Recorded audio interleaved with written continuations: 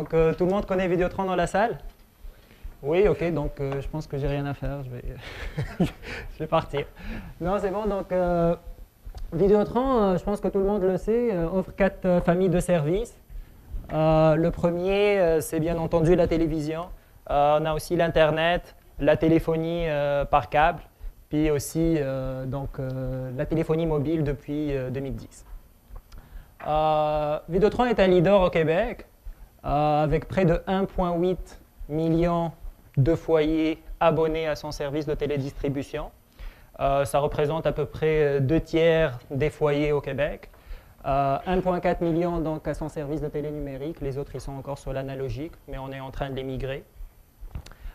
Pour Internet, il y a 1,4 million de foyers abonnés à son service.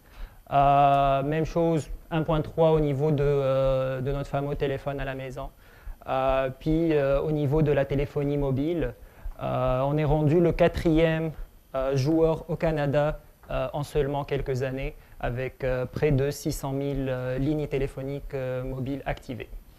Ce succès, on l'a eu comment? Ben, c'est simple, c'est à travers la satisfaction. Donc la satisfaction, elle est au cœur de notre relation client, de toute l'animation qu'on fait avec le client. L'orchestration de la relation se fait en focusant, en se concentrant principalement sur la satisfaction. Dans ce sens, on a été l'entreprise de télécommunications la plus admirée par les Québécois durant 9 années successives. J.D. Power aussi nous a donné comme le prix de plus haut taux de satisfaction de la clientèle chez les fournisseurs Internet et télé dans toute la région de l'Est, donc pas seulement au Québec, donc dans des régions où on n'est même pas présent. Fait que, donc cette satisfaction repose sur principalement 3 choses. Donc la première, c'est justement la qualité du service offert. Puis Siegfried parlait de l'attente au téléphone pendant 4 heures. Il n'y a pas ça chez Vidéotron. La qualité des produits à la fine pointe de la technologie. On est une entreprise innovante, puis on mise sur ça.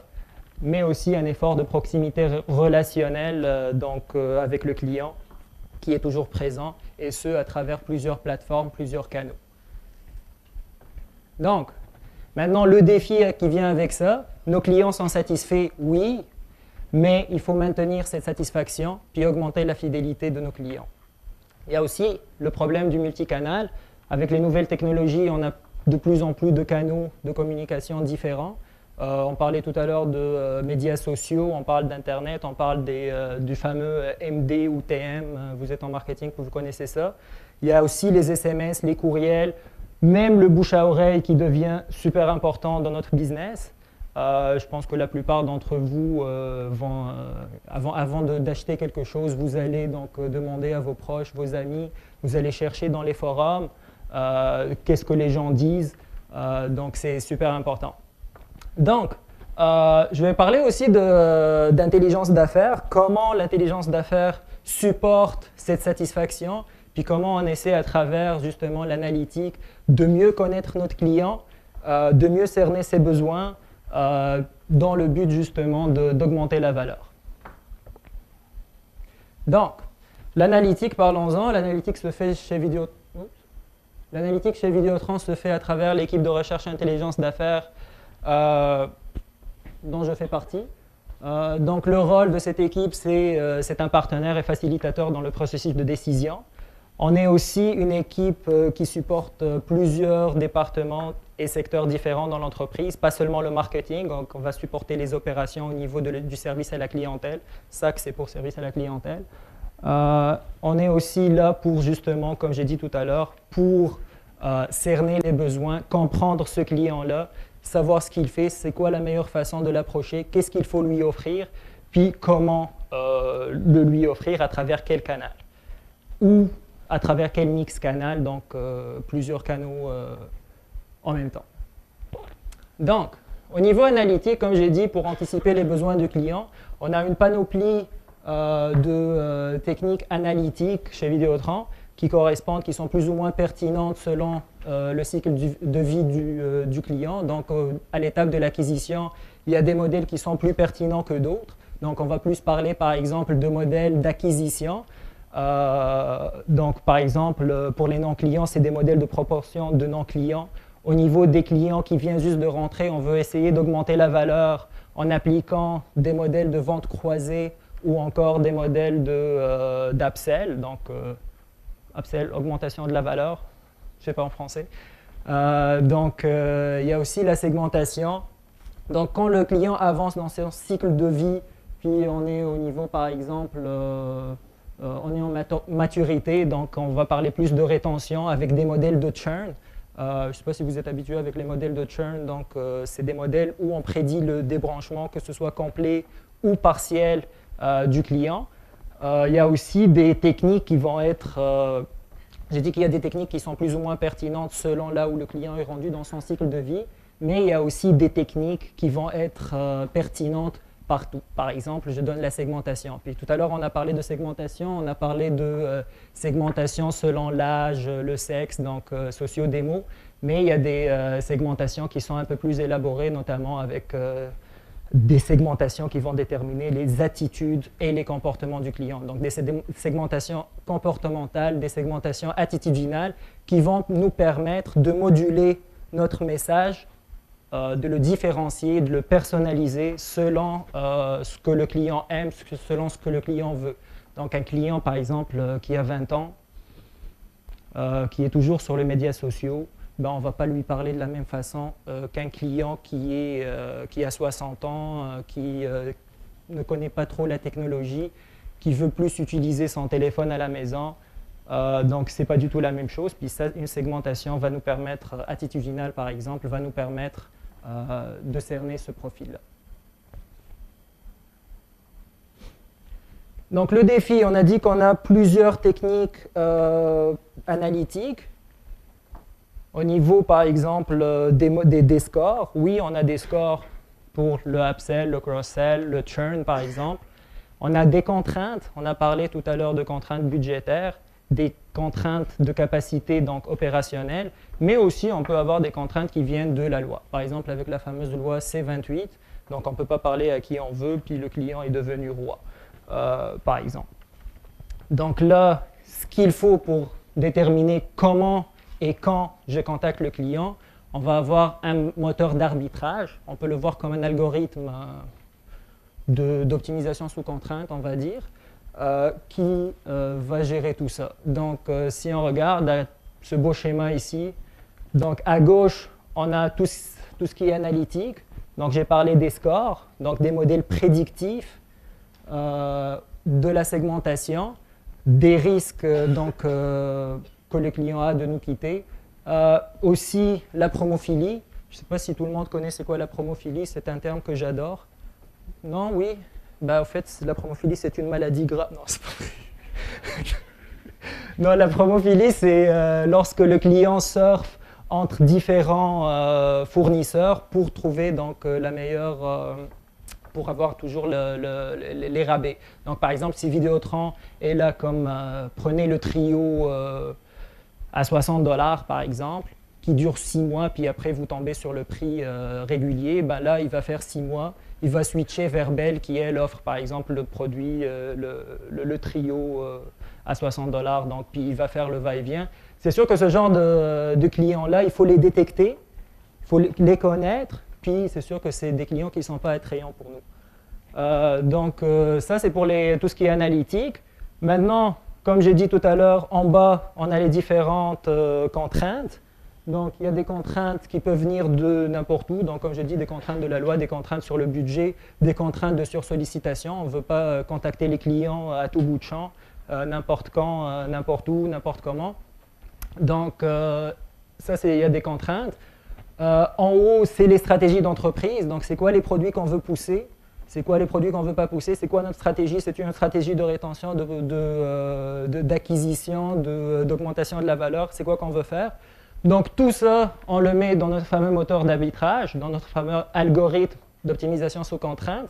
Puis là, on va savoir exactement qu'est-ce qu'il faut utiliser comme technique, puis qui est-ce qu'on peut contacter, puis qui est-ce qu'on veut contacter pour augmenter, générer donc du chiffre d'affaires, puis augmenter la valeur client. Maintenant, c'est bien beau d'avoir tout ça. Il y a un box qui est complètement à droite, c'est le ton et le contenu du message. Donc, oui, je veux contacter ce client-là, mais comment je veux le contacter? Une façon de faire, c'est de dresser un profil.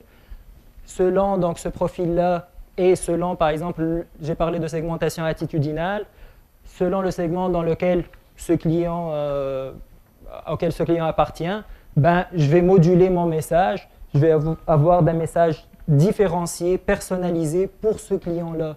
Donc, vous et vous, je ne vais pas vous contacter de la même façon, je ne vais pas vous parler de la même façon. Puis, le défi, encore une fois, c'est à travers quel canal je vais parler. Oui, je sais ce que je veux faire. Oui, je sais le temps que je vais utiliser pour le faire. Mais c'est quoi le canal ou le mix canal que je vais utiliser? Est-ce que je vais t'appeler? Est-ce que je vais t'envoyer une lettre? Je vais t'envoyer un SMS? Ou bien je vais faire un mix de tout ça? Je t'envoie un SMS, par la suite je t'envoie un email, puis je te contacte aussi sur les médias sociaux. Donc ça, c'est des outils analytiques peuvent nous aider sur ça aussi, puis on va en parler de canaux dans la deuxième partie de la présentation. Donc, je vais rester sur les outils analytiques. Donc, comment l'analytique, par exemple, je vais donner un exemple, comment l'analytique supporte, par exemple, le cross-sell, upsell. Ce qu'on peut faire, c'est qu'on peut créer une segmentation potentiel-valeur. Donc, le potentiel est calculé toujours à travers des modèles prédictifs, comme je l'ai dit. Donc, je vais calculer ce potentiel-là, c'est quoi l'appétence ou la propension du client à acheter tel ou tel produit ou à augmenter son forfait, par exemple. Puis, je vais calculer une valeur selon sa facture, son nombre de produits, etc.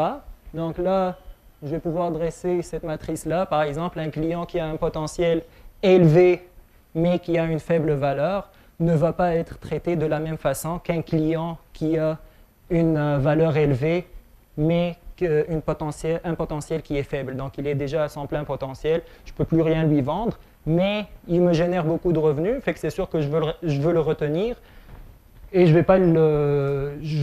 vais avoir comme une relation différente qu'un client qui est plutôt à rentabiliser, par exemple, donc faible valeur et faible potentiel. C'est sûr qu'en bas, je mets toujours le petit schéma ici, là, qui est cute. Donc, avec des contraintes. Donc, j'ai des contraintes, j'ai des clients, j'ai des options, j'ai des volumes, j'ai des coûts. Fait que toujours, un moteur de sélection va me déterminer qui est-ce que je dois parler. Donc, l'idée dans tout ça, c'est de communiquer au bon client, au bon moment, avec le meilleur produit, bien entendu. Puis, si on va plus loin, puis on parle de canal, donc avec quel canal je dois lui parler. On va parler aussi de rétention. Donc, la rétention chez Vidéotron aussi se fait à travers des outils analytiques, entre autres. On a créé une matrice de churn. Cette matrice de churn-là, comment elle fonctionne? Donc, on a des scores de débranchement partiel, donc un par produit. Donc, je vais avoir la probabilité que quelqu'un débranche, par exemple, son service télé avec nous. Il peut rester chez Vidéotron, mais il va juste switcher de service télé pour aller chez le concurrent, par exemple. Mais on a aussi des scores, ou un score par client pour le débranchement total, c'est-à-dire qu'il va prendre tous ses services puis les déménager ailleurs, chez les concurrents. Donc, comment j'utilise ces scores-là? C'est bien beau d'avoir ces scores toujours. Ben, on a parlé de CRM tout à l'heure avec Salesforce et tout ça. On n'utilise pas Salesforce chez Vidéotron, en tout cas, pas de service particulier. Donc, ce risque-là, il est remonté au CRM.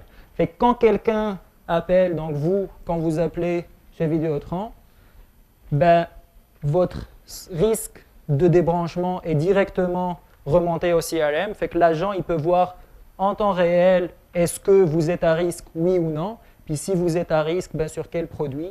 Donc de là, il peut vous offrir la meilleure offre de rétention possible. Fait que si vous êtes à risque télé, ben, il ne va pas vous parler de la téléphonie mobile, par exemple. C'est bon? C'est sûr qu'en outbound aussi, il y a toujours la même chose. Donc ça, c'est le classique. Donc il y a des campagnes de rétention qui sortent, qui sont plus ciblées donc, à travers ces scores-là. Donc je vais plus parler à des gens qui sont plus à risque. qu'à des gens qui sont avec nous puis qui ne sont pas à risque, je vais leur parler d'autre chose. Puis toujours, mon moteur d'arbitrage, il peut m'aider à faire ça. Donc ça me permet de fidéliser la clientèle puis réduire mes coûts opérationnels de rétention. La troisième chose que j'adresse ici, c'est l'importance de la mesure. Donc, on fait tous des campagnes marketing ici, puis après, l'idée, c'est de mesurer le ROI. Donc, est-ce que cette campagne-là, elle a fonctionné ou pas? Dans le cas du retail, vous allez envoyer une lettre, puis là, vous regardez, est-ce que c'est quoi mon taux d'acquisition? Donc, j'ai envoyé des lettres, des emails, whatever, là, puis vous regardez, c'est quoi votre ROI? Est-ce que les gens, ils ont acheté, oui ou non? Ça, c'est le classique. L'autre chose, c'est que parfois, nous, par exemple, en télécom, on introduit des avantages clients. Ce n'est pas des lettres, on n'envoie rien du tout, mais on a introduit un avantage quelconque, par exemple un service. Fait que là, il faut savoir, est-ce que ça valait la peine d'introduire ce service-là, oui ou non? Puis est-ce qu'il fonctionne, oui ou non? Parce que s'il ne fonctionne pas, ben, je devrais m'ajuster. Beaucoup d'entreprises, qu'est-ce qu'ils font? Ben là, ils donnent un service, puis ils ne savent pas après, est-ce que ça a marché, ça n'a pas marché, je ne sais pas. Ben, les gens, ils ont l'air d'aimer, toujours la règle du pouce. Ben, nous, on peut mesurer. Par exemple, si on a introduit ici un produit, un service, un avantage client qui permet de fidéliser la clientèle, ben, on a fait une analyse qu'on appelle analyse de survie ici. Donc, on a regardé le taux de survie, puis quand je dis survie, ce n'est pas vraiment la survie mort ou pas mort, là, débranchement ou pas débranchement. Donc, le taux de survie des clients qui ont eu cet avantage client-là, il est supérieur à ceux qui n'ont pas reçu d'avantage. C'est sûr que la courbe, ça paraît qu'il y a une grosse différence, mais là, on est au-dessus de 93%. Fait qu'on ne parle pas de 0 à 100. L'échelle est importante ici. Mais quand même, fait que si les courbes étaient inversées, qu'est-ce que cela veut dire? Ben, cela veut dire que je dois m'ajuster, que mon affaire ne fonctionne pas. Puis là, on va essayer de drill it down, puis trouver le problème. C'est bon? Ça clôt un peu ma partie analytique. Et on va retourner un peu sur ce qui se fait comme multicanal et satisfaction. C'est sûr qu'on est une compagnie télécom, fait qu'on est exposé à plusieurs canaux. On crée même parfois des canaux de communication avec les nouvelles technologies que nous offrons. Donc, la situation actuelle, c'est que le SAC, le service à la clientèle, donc, il est fortement utilisé par rapport aux autres canaux. Pourquoi? Ben, parce que c'est le premier levier de satisfaction de notre clientèle. C'est un canal privilégié, donc il est très efficace. Fait que ça marche. Fait que c'est sûr qu'il est sursollicité, donc ça vient avec des contraintes. Mais si on regarde ici un peu lors du processus d'achat, qu'est-ce que le client fait? Ça, c'est des chiffres ou des chiffres. Pas vraiment des chiffres, là, mais des constats qui viennent d'un sondage léger que nous avons fait. Donc, lors de la démarche pour s'informer sur Vidéotron, donc vous n'êtes pas client chez Vidéotron, vous faites des démarches, vous commencez à chercher un fournisseur pour votre Internet, par exemple. Ben là, ce que vous faites, ce qu'on nous dit, c'est que le premier réflexe, c'est d'appeler Vidéotron, donc d'appeler son service à la clientèle qui donne l'information pertinente, puis les gens ils sont satisfaits avec ça. Deuxième canal privilégié, donc c'est toujours l'Internet, c'est logique. Donc les gens ils vont sur notre site web, ils regardent qu'est-ce qui se passe, c'est quoi les offres, etc. Après, il y en a qui vont par exemple sur les kiosques, dans nos boutiques, donc kiosques et boutiques. Ils regardent c'est quoi les nouveaux produits, ils essaient de tester, etc. etc. Mais ce qu'on remarque ici, que ce soit au niveau des démarches exclusives, que ce soit au niveau des démarches donc, mixtes, multiples, le SAC est toujours présent, il est toujours premier. Ça, c'est au niveau pour s'informer. Après, au niveau de l'achat, qu'est-ce qui se passe au niveau de l'achat? Il y a un chiffre que je veux vous présenter ici, c'est 17%. C'est quoi ce 17%-là? Eh bien, 17% des clients qui se sont décidés à faire affaire avec Vidéotron, ben, ils l'ont fait grâce au bouche à oreille. Qu'est-ce que cela veut dire? Cela veut dire que la satisfaction est primordiale. Si vous n'êtes pas satisfait, vous allez parler en mal de Vidéotron. Mais ici, ce qu'on dit, c'est que 17%, ce qui est énorme, ils ont franchi le pas, ils ont décidé de venir chez nous grâce au bouche à oreille, donc grâce à leur famille, parents, amis, etc. Donc, on est présent sur quasiment tous les canaux traditionnels et numériques. Donc, les kiosques et boutiques, le service à la clientèle, on est présent avec les courriels, les SMS, le fameux MD, donc marketing direct, mais aussi les médias sociaux.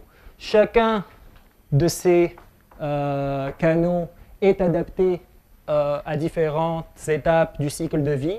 Donc, au niveau des kiosques et boutiques, par exemple, je l'ai dit tout à l'heure, ça sert beaucoup comme un showroom. C'est filmé, je pense. Donc, c'est un showroom, donc c'est plus utilisé comme un showroom. Donc, pour l'acquisition, mais aussi pour le service après-vente. Fait que si vous avez des bobos avec votre iPhone ou votre Samsung Galaxy, je ne sais pas quoi, vous pouvez aller au kiosque et boutique, on va pouvoir vous aider, donc on va vous offrir un excellent service après-vente. Il y a aussi donc le service à la clientèle, comme j'ai dit, c'est notre premier levier de satisfaction. On l'utilise pour tout. Ben, au fait, les clients nous appellent pour demander que ce soit au niveau de l'acquisition, de la rétention, donc à toutes quasiment les étapes de cycle de vie du client. Il y a le courriel, le SMS, on les utilise plus pour de l'information, donc pour envoyer aussi des sondages. Donc, si vous faites affaire avec nous, si un client, par exemple, appelle le SAC ou le soutien technique pour dire « j'ai un problème, etc., ma télé ne marche pas », ben là, une fois qu'on lui règle le problème, une fois que l'appel est fini, on va vous envoyer un email pour voir est-ce que vous êtes satisfait avec le service, oui ou non. Donc, généralement, on envoie ça par courriel. Le marketing direct aussi, donc l'acquisition, lorsque vous avez un contrat, donc on vous l'envoie soit par courriel, au fait, soit par marketing direct, par lettre. Il y a aussi les médias sociaux. Les médias sociaux, c'est un cas à part. J'ai mis une slide à part pour les médias sociaux. Pourquoi? Parce que c'est très important. On est présent sur quasiment tous les principaux médias sociaux, à savoir Facebook, Twitter, YouTube, LinkedIn, tout à l'heure on parlait pour le service carrière, Google+, Instagram, on est là partout, donc grande notoriété, on essaie de améliorer notre notoriété sur le web. Donc avec 445 publications de marques, par exemple, sur Facebook en 2013, donc faites le calcul, c'est plus qu'une publication par jour. Le service sur Twitter, on est 24/7 sur Twitter, avec un taux de prise en charge de 100%. Ce taux-là, les prises en charge ont augmenté d'une façon significative depuis qu'on est sur Twitter et Facebook. Puis les délais de réponse, tout à l'heure, il disait notre ami une journée. Moi, je peux vous dire que l'objectif, c'est 30 minutes, mais là, on est vraiment quasi dans le quasi instantané. Fait qu'on est vraiment dans le 2-3 minutes. Là. Mais on dit toujours 30 minutes parce que ça, c'est l'objectif. Donc, là, j'ai dit qu'on est sur tous les canaux, que ce soit les canaux numériques, que ce soit les canaux traditionnels. Donc, il faut mesurer. C'est quoi les canaux qui fonctionnent? C'est quoi les canaux qui ne fonctionnent pas? Et il faut que le client soit satisfait lorsqu'il fait affaire avec nous à travers n'importe quel canal. Qu'est-ce qu'on a fait? On a bâti des tableaux de bord de satisfaction. Donc, au niveau de l'entreprise, on a un tableau de bord de satisfaction qui mesure justement cette expérience client-là. Mais aussi, ce tableau de bord, il est dupliqué à chaque point de contact. Et que si on regarde, par exemple, le service à la clientèle, on a pour chaque centre d'appel un tableau de bord, donc un tableau de bord qui suit les performances de chaque centre d'appel, puis on peut drill down jusqu'au niveau de l'agent. Donc, s'il y a un problème, on est là pour le régler. On veut savoir exactement qu'est-ce qui se passe. On mesure toutes les interactions du client avec nous. On le mesure comment? On pose des questions de satisfaction traditionnelle, êtes-vous satisfait, oui, non, mais aussi on utilise des indicateurs avancés. C'est quoi les indicateurs avancés? Par exemple le NPS, parce qu'il y a des gens qui sont habitués, qui ont déjà entendu parler du NPS. Donc justement le NPS, c'est le Net Promoter Score. Donc ça mesure la propension à recommander une entreprise à ses proches, amis, famille, etc. Donc plus quelqu'un a une propension à recommander, mieux c'est. On mesure aussi le CES. Le CES, c'est aussi un indicateur avancé.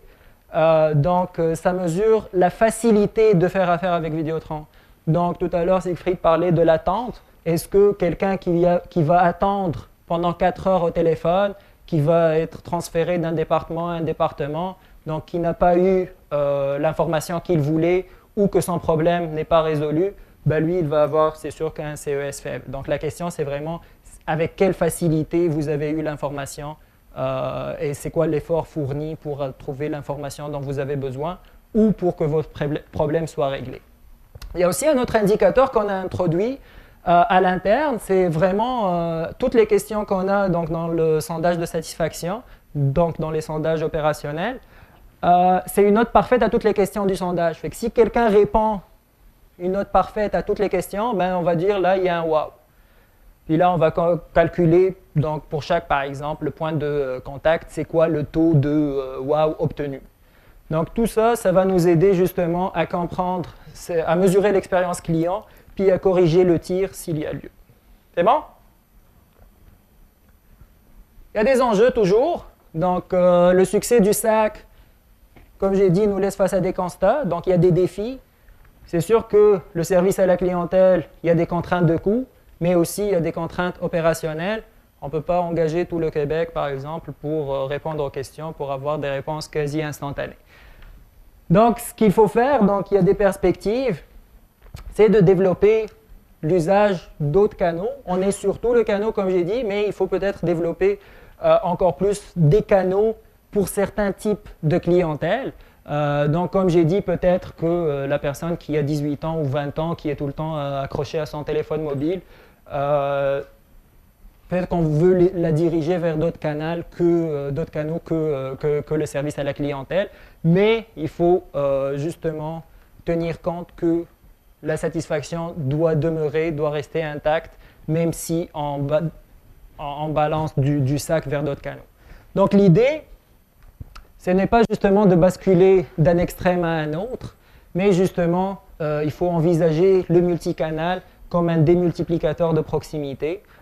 C'est de nouvelles opportunités qui s'ouvrent, puis les outils analytiques, ils peuvent nous aider pour ça justement. Donc on peut développer des scores de préférence canal,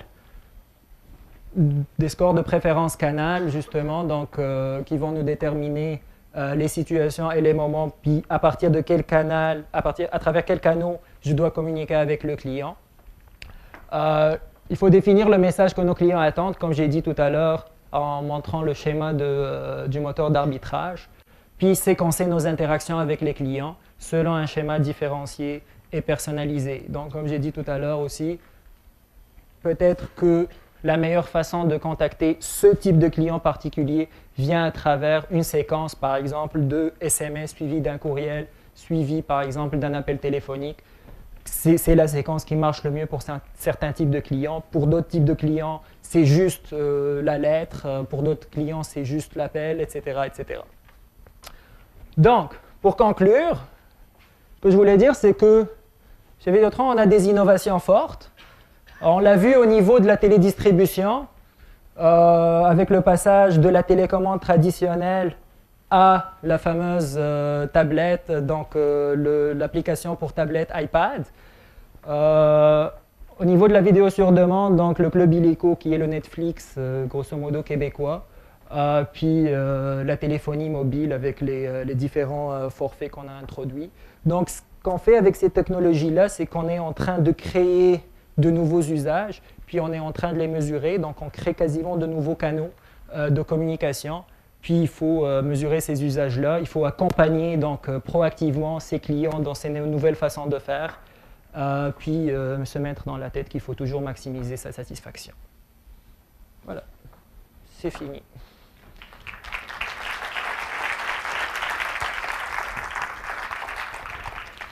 Est-ce qu'il y a des questions? Non? Ok, vas-y.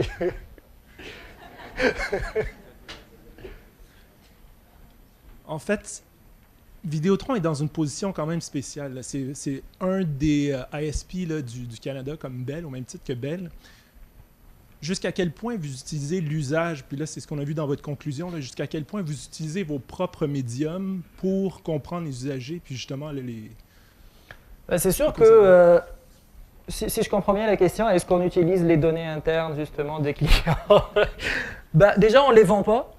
Ça, c'est une bonne chose. Puis, on ne va pas donc au-delà de ce qui est permis par la loi. Puis, en plus, on ne va pas... Si on fait des analyses, par exemple, on va toujours essayer de faire des analyses et coder justement le code client. C'est-à-dire, je vais savoir si telle chaîne est regardée, si tel ou tel, par exemple, service est utilisé, mais je ne vais pas savoir c'est quel client qui va utiliser. C'est-à-dire, si tu regardes la télé, puis tu veux regarder... bref, je m'arrête là. Donc, je ne vais pas savoir que c'est toi qui le regarde.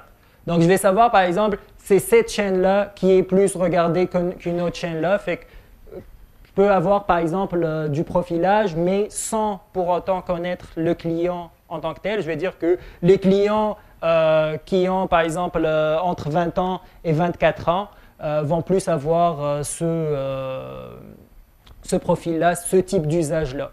Mais je ne vais pas aller dans, justement, la vie privée du client. Je ne sais pas si ça répond à la question, là. Justement, à connecter le service à la clientèle avec ces données-là, on arrive justement au client. Donc, indirectement, c'est induit d'arriver vers quelqu'un de réel. Non? Oui, oui, je comprends ce que tu veux dire. Mais je peux t'assurer que, justement, au niveau des données privées, on ne va pas jusque-là. C'est-à-dire que, par exemple, quand tu appelles, je peux déterminer dans quel segment tu appartiens. Tu vas appartenir, par exemple, à un segment qui va plus utiliser, par exemple, son téléphone, qui va plus avoir besoin de données sur son cellulaire, qui va peut-être pas être intéressé à la téléphonie, par exemple, à la maison. Mais je m'arrête là. C'est vraiment ça, là. Puis juste pour associer ça avec la présentation de Claude tantôt, on arrive justement, en fait, à des grands groupes ou des compagnies qui vont avoir un avantage compétitif sur tous les autres, n'est-ce pas? À quelque part, ultimement. Donc, jusqu'à quel point... Il y a une ligne éthique à tracer, puis j'imagine que c'est au niveau politique ensuite que ça vient... les lignes sont tracées, quoi. C'est sûr que je pense que je ne peux pas parler pour les concurrents ou les autres entreprises, mais chaque entreprise, je pense qu'elle a justement ses lignes directrices par rapport à l'utilisation des données personnelles. On parle de 1,8 million de clients ici, on parle de données, c'est sûr qu'au niveau des banques, des assurances, des télécoms, c'est de grosses entreprises qui ont d'énormes données. C'est sûr qu'ils doivent faire un usage responsable, je dirais, puis ça dépend de chaque compagnie. Mais ce que je peux vous dire, c'est que Vidéotron en fait un usage parfaitement responsable, puis non intrusif, disons-le. C'est bon? Merci. Merci. Bonjour. Bonjour. Quand vous dites que vous déterminez le canal de préférence des clients, comment vous vous y prenez pour savoir que M. Tremblay préfère son mobile versus le centre d'appel pour avoir justement, s'informer? OK. Donc, justement, les outils analytiques peuvent nous aider à faire ça. De la même façon que je peux savoir, par exemple, si M. Tremblay a une appétence, que nos amis français adorent ce mot-là, donc une propension à acheter tel ou tel produit, je peux savoir en utilisant justement les données dont je dispose, si M. Tremblay voudrait plus être communiqué par SMS ou par courriel. Donc, c'est toujours le passé, au fait, en data mining ou en modélisation statistique prédictive, le passé est toujours garant de l'avenir. Donc, si je sais ce qui a marché avant, ben, je sais ce qui va marcher après, puis je peux dresser des profils. Donc, si le monsieur, par exemple, là je caricature un peu, là, mais si M. Tremblay a un profil qui ressemble au gars qui a toujours répondu à nos offres par SMS, ben, probablement que M. Tremblay va plus répondre par SMS si je lui envoie par SMS que par courriel. Et est-ce que vous croyez que c'est plus d'effort de le déterminer avec du data mining plutôt que de leur poser simplement la question? Ben, c'est sûr que j'ai 2 millions de clients. Fait que je peux pas leur poser la question, je peux pas appeler 2 millions de clients pour leur dire c'est quoi que vous préférez, qu'est-ce que vous voulez faire. Fait que c'est sûr que ça passe par du data mining, ça passe par des analyses statistiques, je pense qu'on n'a pas le choix de faire ça. Puis on a maintenant les outils, c'est sûr qu'on manque de data scientists, ça a l'air, tout à l'heure c'est ça qu'on disait. Je pense que la meilleure façon c'est de le faire, c'est avec la modélisation prédictive, avec du data mining. Puis je pense que il faut qu'il y ait une équipe d'intelligence d'affaires qui fait ça. S'il n'y a pas une équipe à l'interne, c'est sûr qu'il y a des fournisseurs à l'externe qui peuvent aider avec ça. Je pense à Inbox. Je vous fais un speech de vente classique, Fred. Donc, non, c'est ça. On peut utiliser les sondages aussi, c'est sûr. Et après, on peut dresser, par exemple, des profils. On peut utiliser des sondages. Puis, on dresse les profils des gens qui ont répondu, qui veulent être touchés par des SMS. Mais de là aussi, il faut retranscrire ça sur la base de données. Donc, il faut toujours créer des modèles pour savoir, pour retranscrire les données du sondage sur ta base de données. Ça répond à la question? Merci. Bonjour. J'ai Bonjour. une petite question au niveau opérationnel. Combien de personnes vous avez au niveau de la gestion des médias sociaux pour être capable justement de répondre en temps réel? Puis aussi au niveau, vous avez parlé un peu de votre CRM. Est-ce que c'est un CRM in-house ou c'est quelque chose d'externe? Au niveau du CRM, c'est in-house. Donc, c'est vraiment à l'interne qu'on a fait ça avec notre équipe TI. Au niveau opérationnel pour les médias sociaux, je n'ai pas vraiment l'information. Je suis désolé. Je ne sais pas si...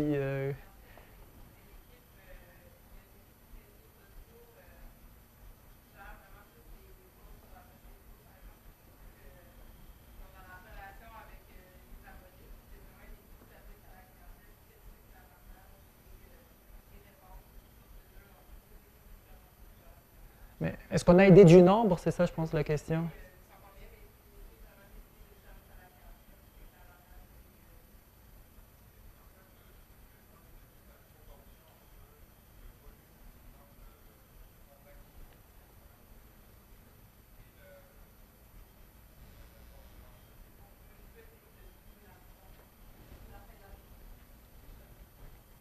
Excuse-moi, je n'ai pas la réponse. Donc, Anne-Sophie va vous aider à trouver la réponse. Donc, Anne-Sophie, c'est ma collègue au marketing. Okay. Ben, merci beaucoup. Une autre question, je ne sais pas si... Okay. En fait, pour revenir sur la slide sur les efforts là, que vous aviez mis, vous dites que vous choisissez les canaux en préférence, la communication des gens. C'est-tu ici? Je pense que c'est passé. Ah. Sur les courriels, les SMS et ces choses-là. Ah, le tableau de bord, OK. Oui, exactement. Ici? Oui, c'est quelque chose comme un outil que moi, j'aimerais monter à l'interne. Mais par exemple, dans le cas de la rétention, la personne quitte vos services, vous n'allez pas utiliser, par exemple, le courriel ou le SMS ou le service à la clientèle pour faire des appels sortants pour essayer de le ramener chez vous, même si c'était sa façon qu'il aimait mieux avoir de l'information de votre part. C'est ça, en fait, ma question. C'est parce que là, vous marquez que rétention, tout ça, c'est axé majoritairement marketing direct, mais vous ne semblez pas nécessairement utiliser les autres canaux pour faire de la rétention. En fait, pour le moment, c'est vraiment les canaux qu'on utilise, justement. C'est généralement, c'est par MD qu'on fait du win-back, donc pour les gens qui ont quitté. Mais c'est sûr que ça ne veut pas dire que c'est vraiment la meilleure façon de faire. Au niveau du SAC, c'est sûr qu'il y a une capacité opérationnelle à mettre des agents pour appeler du monde, mais c'est sûr que le courriel aussi, il est utilisé, puis c'est un très bon moyen, par exemple, à moindre coût. C'est sûr que, en fait, tous ces canaux-là peuvent être utilisés. Il y a des contraintes, fait qu'il faut choisir. C'est bon? Bon, ben merci beaucoup.